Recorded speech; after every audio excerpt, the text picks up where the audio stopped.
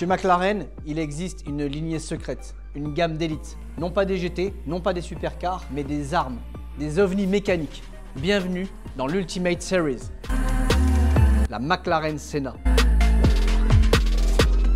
Une voiture qui ne cherche pas à séduire, une légende moderne. La première McLaren de l'histoire a porté le nom d'un pilote de Formule 1, Ayrton Senna. Un nom, une légende, triple champion du monde de Formule 1, 41 victoires, 65 pole positions.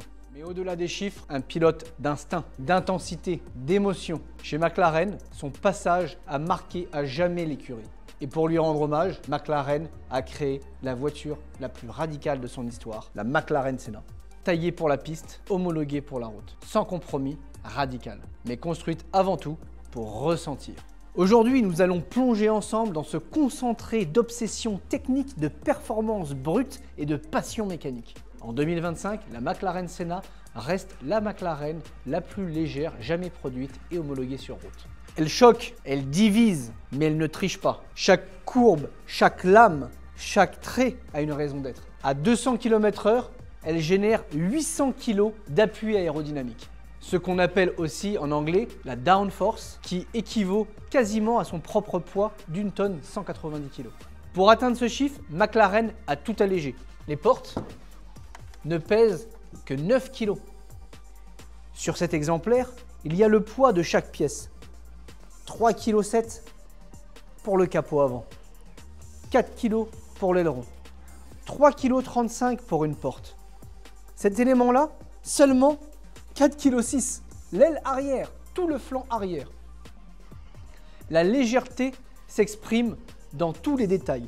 Même la visserie a été repensée complètement pour aller chercher chaque gramme. Les sièges sont moulés.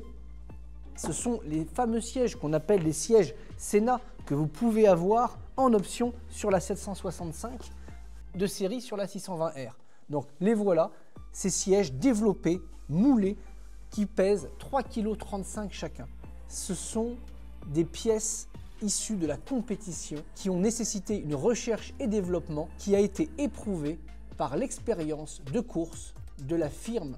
Ici, il n'y a rien de superflu.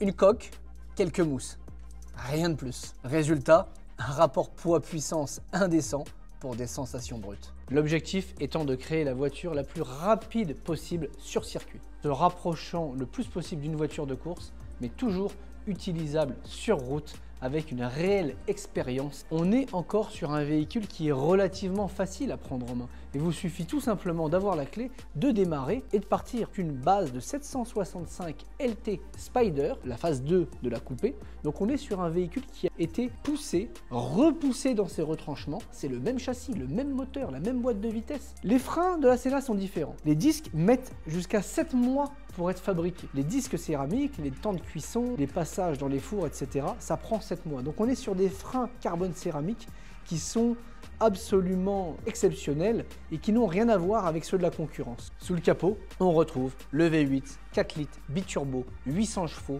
800 Nm de couple, visible juste derrière cette vitre, une partie, l'admission. Et sur ce modèle, on a un petit clin d'œil spécial puisque c'est l'une des très rares Senna complètement noire, full black, y compris les surpiqûres qui ne sont pas colorées, le volant, les étriers, tout est noir. On est sur une véritable Batmobile.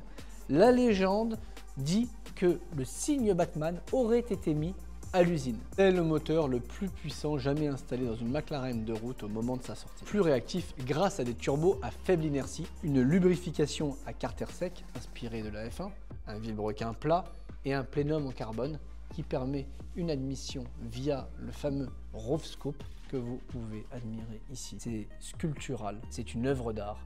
Ce n'est pas seulement une machine de guerre, c'est aussi une œuvre d'art qui est faite indirectement pour conquérir les cotes les plus élevées dans les années à venir. Un châssis en fibre de carbone appelé le Monocage 3.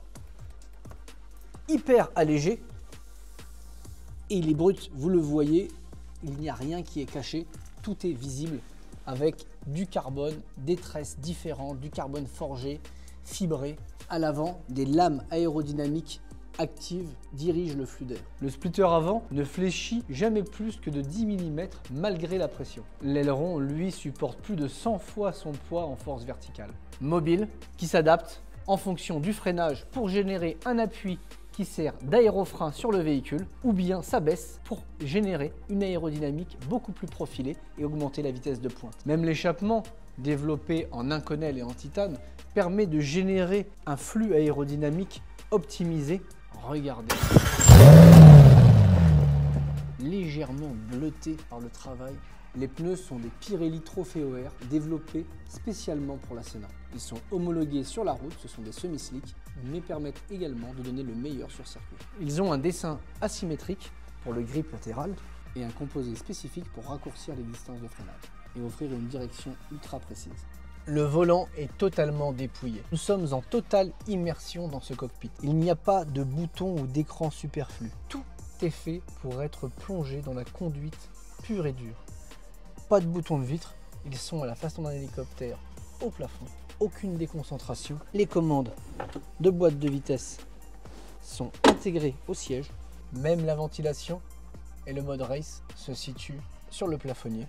Les Gorilla Glass qui permettent une sensation d'immersion, c'est le nom de la technologie. C'est-à-dire que la matière permet d'avoir un verre qui est beaucoup plus léger, plus résistant et qui ne se raye pas. À la manière de ce qu'on retrouve dans les smartphones et dans les cockpits d'hélicoptères. Avoir des Gorilla Glass sur la partie inférieure de la porte accentue la sensation d'immersion et offre une vue unique sur l'extérieur. Elle reprend la spectaculaire technologie au niveau suspension comme la P1, le Race Chassis Control 2, que la caisse entière monte et descend en fonction de la charge aérodynamique. Lorsqu'on a une force qui peut aller jusqu'à 800 kg, les suspensions doivent se durcir en conséquence en fonction de la vitesse. Cette suspension hydraulique ultra avancée adapte la hauteur et la rigidité du châssis en temps réel. Qui dit centre de gravité plus abaissé, dit plus d'aérodynamique. Donc à haute vitesse, la suspension se raffermit automatiquement pour compenser la charge aérodynamique. On a une boîte de vitesse double embrayage qui est ultra rapide pour transmettre la puissance au roue arrière. Ce qui est génial, sur les passages de rapport, on a une technologie qui s'appelle le Ignition Cut qui est dérivée de la Formule 1. Et donc c'est une coupure d'allumage à chaque passage de rapport. Le ressenti au niveau de la pédale, il est exceptionnel puisque le système vient de la P1 GTR. Donc on est sur un système de voiture de course au niveau des commandes et du ressenti. C'est pourquoi la Senna, on a vraiment cette impression, les premières secondes, de rouler une voiture de course. Parce que les pièces viennent d'une voiture de course. Ici l'habitacle, Mathieu, si tu filmes, on voit qu'il est pensé pour le pilote. Il n'est absolument pas pensé pour le show. Tout est fait pour se concentrer sur le pilotage comme dans une voiture de course. Le son est sec, métallique. Il n'est pas là pour flatter, il est là pour terroriser. Senna, c'était 500 exemplaires, tous vendus avant la présentation officielle. Cette voiture nous a laissé bouche bée par son authenticité. On ressent le travail de l'ingénierie, la recherche et développement qui a été mise sur cette auto est juste exceptionnel de par le côté aussi artisanal et petite production de McLaren. McLaren n'a pas le même budget que des grands constructeurs aussi flamboyants que Ferrari ou que Porsche. Donc réussir à sortir un véhicule portant le nom d'une légende de la Formule 1 qui donne ce résultat en 2019 avec des stats de performance, des chiffres aussi fulgurants, McLaren a marqué l'histoire, la Senna a marqué l'histoire et nous sommes convaincus que ce véhicule va avoir une toute autre histoire dans les années à venir. C'est une opinion, certes, ça n'engage que nous, nous qui avons la chance de découvrir de nouveaux modèles régulièrement, de travailler avec 25 marques. Cette voiture a quelque chose que les autres n'ont pas.